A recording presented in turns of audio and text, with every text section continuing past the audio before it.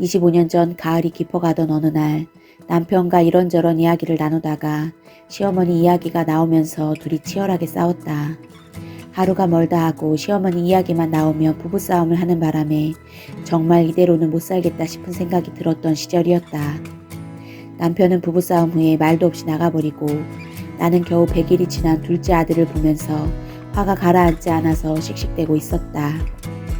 마음속에서 남편과 시어머니를 향한 미움과 원망이 있는 대로 올라오면서 어쩔 줄을 몰라 하다가 어떻게든 화를 가라앉히고 싶은데 방법이 생각나지 않아서 그냥 아이를 업고서 집안 곳곳을 치웠다.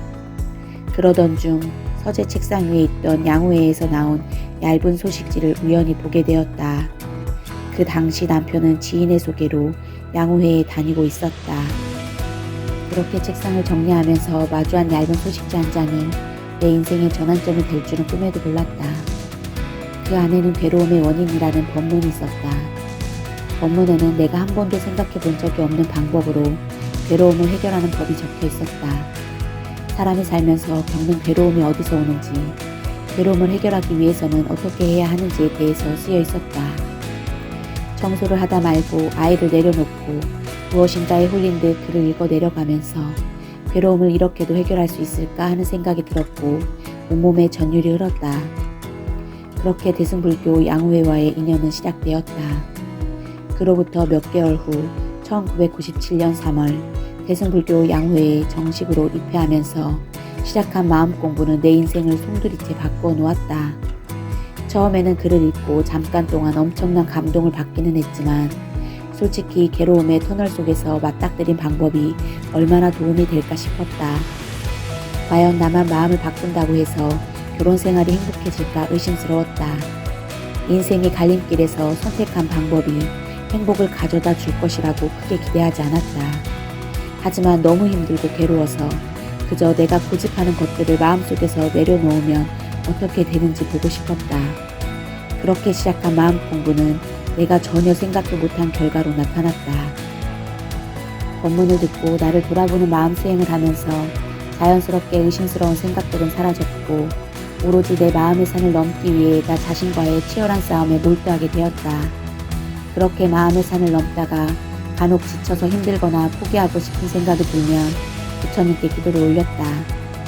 왜? 내 힘만으로는 안 된다는 걸 알았기에. 아무리 제가 마음을 내려놓으려고 해도 무엇을 내려놓아야 하는지 잘 모르겠습니다.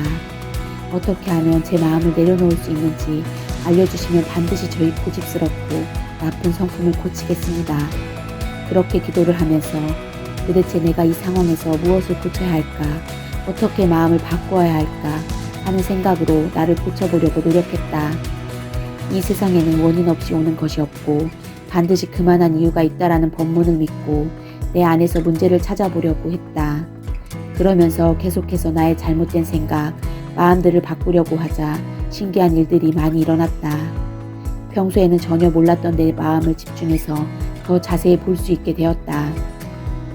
그런가 하면 때로는 법당에서 아니면 집에서 기도를 올리던 중에 혹은 꿈을 통해 보이지 않는 세계를 체험하기도 했다.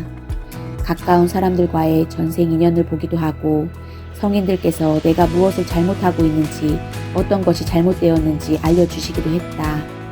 그런가 하면 현실에서는 스승님께서 끊임없는 법문을 통해 그동안 어리석어서 알지 못했던 세상의 원리와 이치를 터득할 수 있게 해주셨다.